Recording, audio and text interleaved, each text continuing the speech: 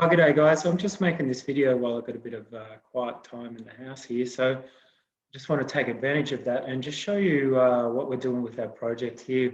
We're studying different parts of the human body and looking at how those tissues integrate into systems. And today I want to just talk about the heart and also the circulation system, and just briefly talk about the lymphatic system as well, because they're all interconnected. We've used a few resources out of this book. This is quite, I like it, good. I like the anatomical drawings that are in this book here. But it's not about copying a drawing or anything. It's about making a model and showing me or showing the class how you built it, the materials you used, and your sort of creative thinking that goes into designing one aspect of the systems that we're studying. So, and overlaid on top of that is I want to see a really nice explanation of how it all works, and for you to use the right sort of terminology and information. So what I really need to do is just demonstrate that to you, because I've done that project myself. And what I've made here is a model of the heart. And what I've done is made it a kind of like an exploded view of the heart. And we can talk about the circulation system at the same time, and then, like I said before, just quickly talk about the lymphatic system. So what do we need to do? And I think that probably the best place to start is over, may I bring this a bit closer, is, just get this right, is to talk about, let's start here, where the blood returns to the heart, and the blood coming back from the body here fills this structure here, which is called the superior vena cava. And I've just used the neck of the bottle there because this is, like the name suggests, the superior vena cava is just like the largest cave in your body. This is where the blood pulls back under low pressure and gets ready to enter the heart. So we've used blue because of deoxygenated blood. There's just a color coding system that you find in a lot of books for that reason. So what I've used here is I've used two tea boxes here, and what I've also done is that even though the heart's one structure, I've made it so they are two separate sides of the heart, because when we start talking about them, what we've got to realize is that the blood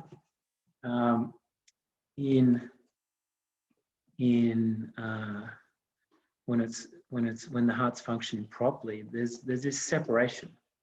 Okay, the only time when there's blood before you're born, there's a foramen ovale, a hole in the heart that closes over soon after you're born,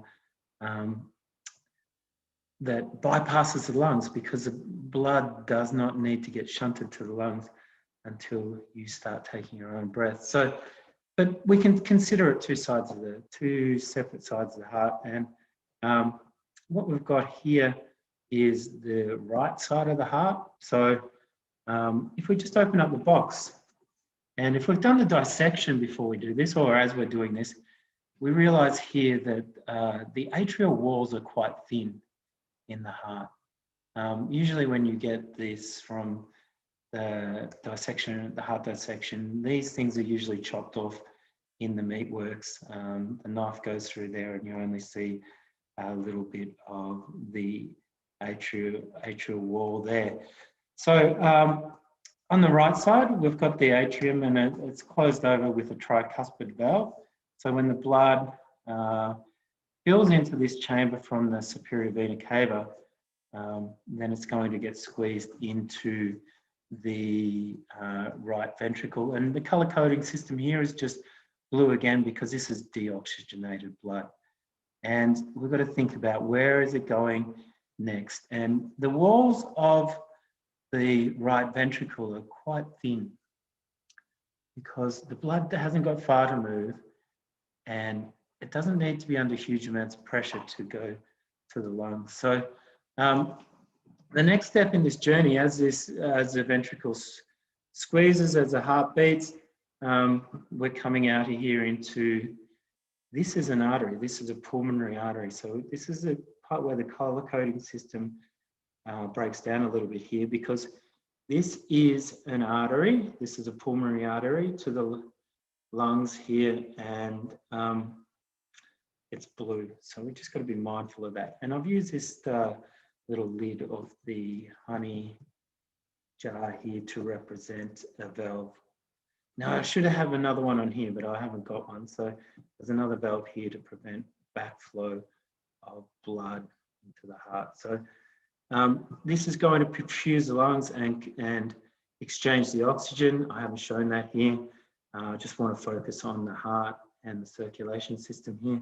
Now these are veins. This is another example where the color coding system doesn't work, but this represents oxygenated blood returning to the heart, again under low pressure, and it's coming into the left side of the heart now, where we can have a look at what goes on next. So open up the box here, and what have I got? I've got a little really thin wall, two little flaps here, because this is a bicuspid valve. I think it's also called the mitral valve here.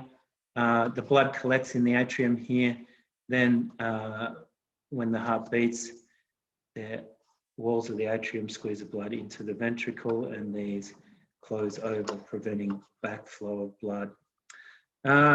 Red, now we're dealing with oxygenated blood that needs to get pumped around the body. So I've just put in an extra couple of layers of cardboard here to represent just how thick this wall is, okay, or remind me how thick this wall is, because we might have seen this in our dissection, okay.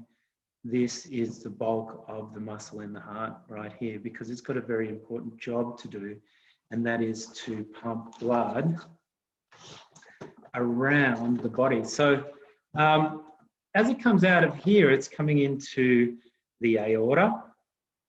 And as you can see up here, I've got 3 branches here, because two of these branches are going to go off, and one of these is going to branch into the right arm, up the right side of the head. This one here is a carotid artery. This is taking blood directly to the head. So we've got a good supply of blood to our brain. And this one here is going to branch off into our left side of our body. So it's no surprise when we have something goes wrong with our heart that we start feeling pain or something down the left side of our heart, because this is not working, left side of our body, because this one is, you can see it's close to the heart, and if something's going wrong with our pump, usually we're going to feel something down the left side of our body. All right, so while we're here, there's something we need to think about here, and we forget, so easy to forget, that the heart needs a supply of blood, okay? And I've got these 2 tubes here to represent the left and the right carotid, no, sorry, not carotid, coronary arteries, okay? So these are supplying blood directly, oxygenated blood directly to the heart muscle. And this is important. This is another source, so when we can have a heart attack. These tubes become blocked and the blood cannot flow. We can put stents in there and restore that blood supply. We could get veins from other parts of our bodies, our legs and our arms, and bypass a blocked area through surgery, restore blood flow. Now, just while we're here, I've put these in here as well because this is, these are I've used these to represent the deoxygenated blood that's returning from the heart muscle back to the superior vena cava, where it's going to re-enter the circulation system and go back to the lungs. So a massive big squeeze in here because the walls are really thick. This has to be big and strong and elastic to cope with all that pressure. So down here somewhere, I've got a little bit of elastic here just to remind me to talk about the arteries are quite elastic to deal with all that pressure. So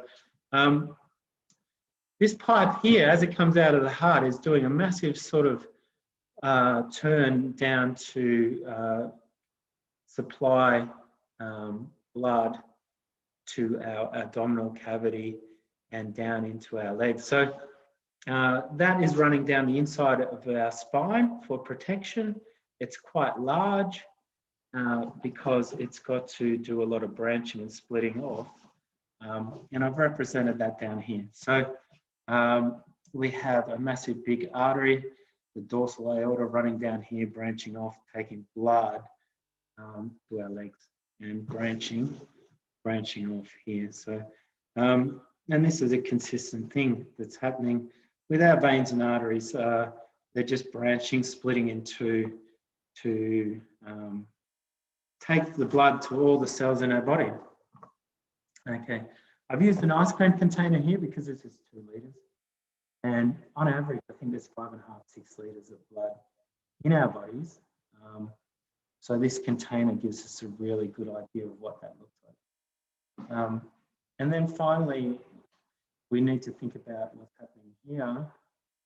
And I've just got a little cup here and a drain here to represent the lymphatic system. So this is all the fluid that leaks out of our, in between our cells and the capillaries, and then gets collected up again and has to return to the heart via the, it comes back in here. Into the superior vena cava, and it re-enters the circulation system back here. Now that's very important, but that's probably a topic in itself. But I just need to acknowledge that that's what's happening here with the extra fluid that leaks in between our cells here and helps maintain blood volume. Okay, so I kind of hope that that's given you a good idea of the kind of thing that I'm looking for in this project, and other thing, I hope it's given you a few ideas to work with. So good luck, and we'll keep working on that. All right, thank you.